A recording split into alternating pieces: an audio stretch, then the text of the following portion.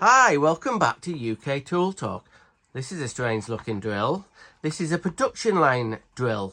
I've been looking for one of these for a while. I found this off eBay, about 30 quid. I think they're about 500 quid new, amazingly. You can link this to a computer and you can get a Makita software kit and you can change all sorts of settings, RPM and the time. When you press the trigger, it can be on a time and stop the rotation, and it's got a very, very fancy torque setting here. To alter the torque setting, you put a special tool in there and turn it round to get the torque settings correct.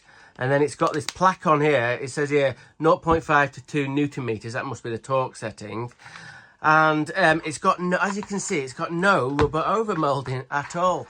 These production line tools, none of them have rubber overmolding. I guess it's because maybe on a production line you'll get some weird chemicals that'll react with the rubber overmolding. But it's got a little bit of grip there, as you see on the handle. And yeah, it's very, very light and very small. It's a brushless motor in this. And what we're going to do is just going to try and go through sort of the main points of it. I'd be here all day if I went into all the details, but this is just a quick overview. And let's get the battery in first. This is the first time I've had a 14.4 Makita battery. Now, Makita 14.4 LXT is quite big still in Japan. And yeah, there's some, I think you can get production tools in 14.4 and 18 volt. But check this out when I put the battery on. Now then, I think that means it's okay. It flashes 3 green LEDs and then 3 reds, and then it makes a bleeping noise. It's ready to go. But when I press it, the trigger, it shows up red straight away. So I don't really know. I think this is faulty, this machine, but it's very interesting. What we're going to do now is going to take it apart and have a look at the components and see if they're different than a normal sort of Makita drill driver. So first thing I've noticed, it hasn't got the screws that go through the clamshell and just into like a plastic port. It's got actually bolts. These are bolts with torque screws on. On the other side, you can see the ends of the bolts there. So that's one. There's a couple of differences. It's got a fantastic light on it there. And then this little black ring holds the front of the clamshells together. And it's got a little release thing for the screwdriver bit. Okay, I've taken all the bolts out. The bolt fastenings are a 2mm Allen key. Well, roughly, you can see there's a little bit of play there. What a beautiful bolt. Look at that. They're not messing with that, are they?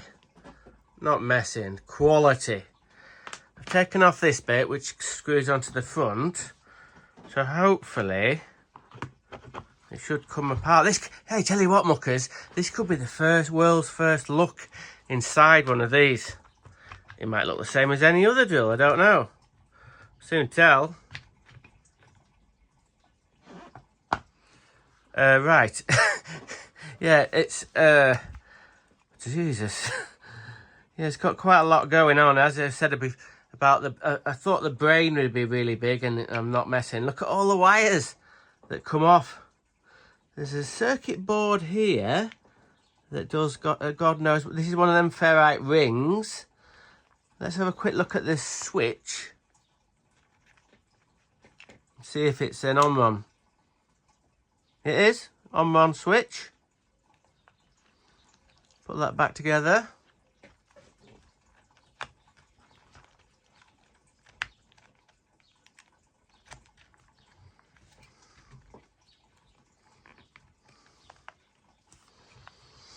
Okay.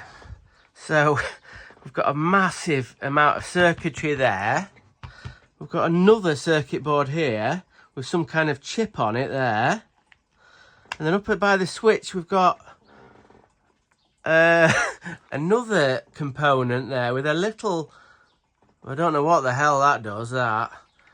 And then at the back, we've got a small brushless motor. That looks very smart, doesn't it? And then it's got the little board that has the connector to the USB or the cable connector, whatever, Type-C, whatever connector. And this is the bit that lights up at the back. Now look at this. Okay, so I'm not going to go into the ins and outs of how another Makita, the clutch works on a sort of like a drill driver, but this looks to me more like it's sort of set up like an impact driver with the use of this spring.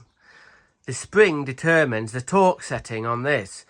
Like I said before, the torque setting, you have a special tool that goes in there, and that sort of band goes up and down, and obviously when the spring is more compressed and this bit here is further back, you'll have a stronger torque setting. What I mean is you'll be able to put in bigger sort of fastenings, or fastenings that need to be torqued up to a more extreme level. Is that a thing?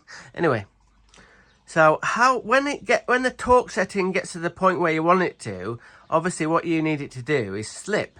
And this looks like part of it here. You can see there's that ball bearing there and these shoulders. Let's see if I can get it to turn around. See? It looks to me like it's got 3.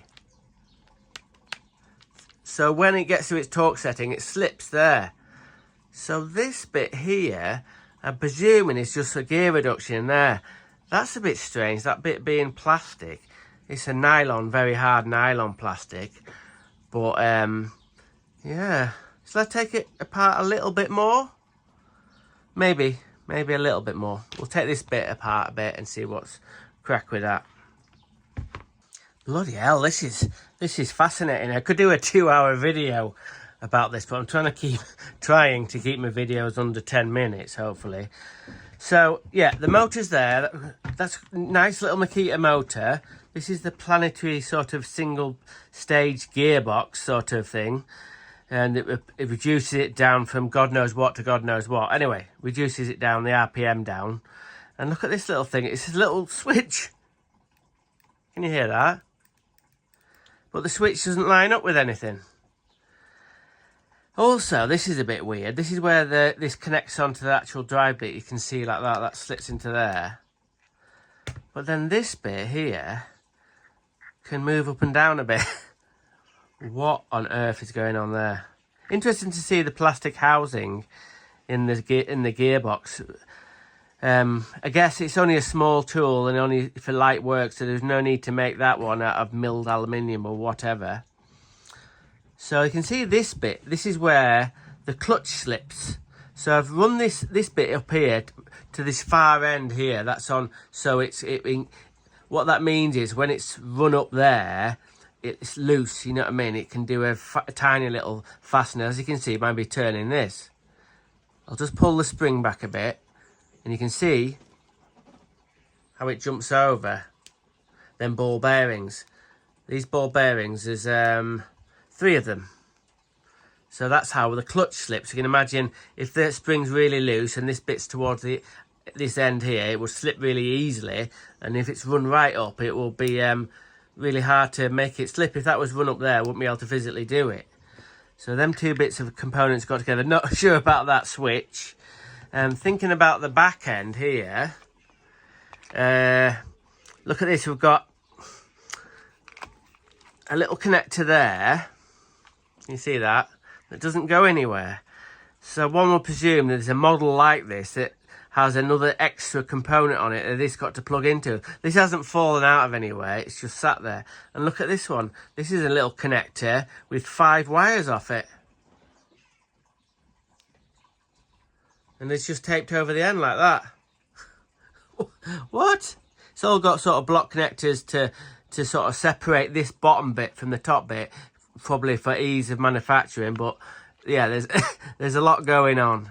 Like I said, I could dig into it deeper and go really deep dive into it, but it'll be there for hours. And it's quite interesting seeing the inside of the differences.